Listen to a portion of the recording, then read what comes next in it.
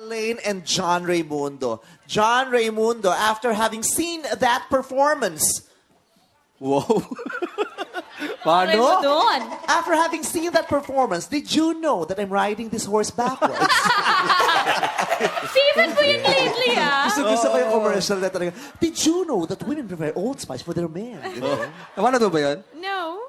And, meow, pusa. Meow. Napanood mo ba yan? Meow. Bakla pusa, yaya tayo pinagdadala ko dito. Hindi pa. Okay.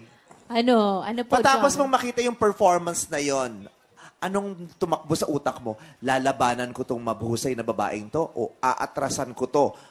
Well, apparently, Oy! Apparently! Patay, Alam mo oh. yung apparent. Oo, nirerentahan yan. Oh, apartment yun. Baliw. Apparent. Apparent, Isang ano? magulang. Apparent. Parent yun. Uy, ano ginagawa mo? Alam ko na yung tumutunog. Ano? Nakita ko na yung ilaw na yan. Tingnan mo.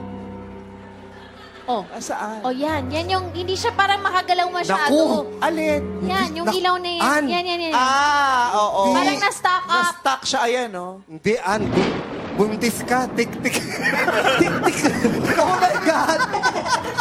Ano, wag kang bubuka ka. Gumano ka dali. Hindi! Na-stock up siya. Yan yung tumutunog. Okay, may masasettle na. May At peace ang of mind nakakaloka, na. sa kalagitnaan ng interview namin, yun palang inaatupag.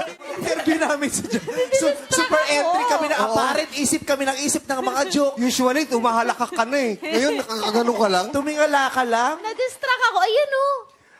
Oy, kunyari la, walang entry. Saan? O, tamo, hindi niya alam yung topic.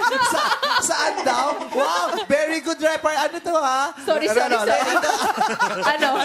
Very good, Rapper? camaraderie. Camaraderie.